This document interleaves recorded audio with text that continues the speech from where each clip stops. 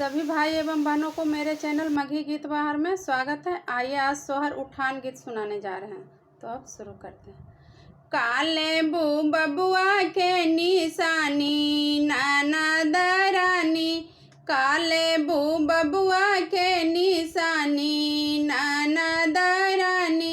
हाय रे तोहर भौजी बड़ी दानी नाना दरानी, हाय रे तोहर भौजी बड़ी दानी नाना दरानी, काले बबुआ के निशानी नाना दरानी, काले बबुआ के निशानी नाना दरानी, टिकावा तो ननद हमरा पापा जी के दिहल है,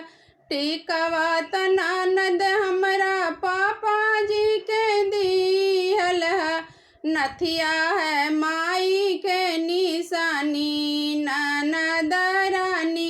नथिया है माई के निशानी नाना दरानी, काले बबुआ के निशानी नाना दरानी, काले बबुआ के निशानी नाना दरानी, चूड़िया त ननद हमरा भैया जी के दिहल है,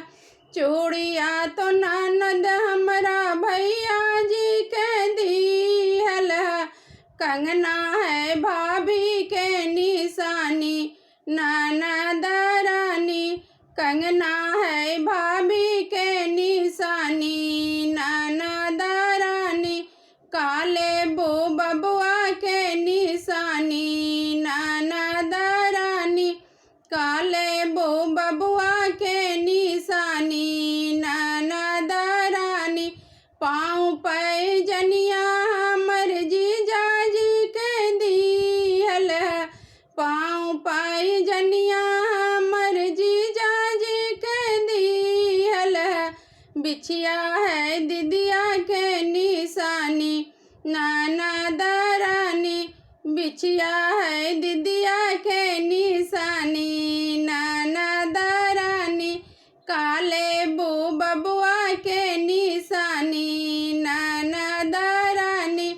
काले बबुआ के निशानी नाना दरानी, बिंदिया त ननद हमरा सासू जी के दिहल है, बिंदिया त ननद हमरा सासू जी के दिहल है, सिंदरा है सैया के निशानी नाना दरानी, सिंदूरा है सैया के निशानी नाना दरानी, काले बबुआ के निशानी नाना दरानी, काले बबुआ के निशानी नाना दरानी, रूपवा छछुंदर ननदो हाउ घर घूमन हो, रूपवा छछुंदर ननद हाउ घर घूमन हो, ठेंगा देबो तोहरो के निशानी नाना दरानी, ठेंगा देबो तोहरो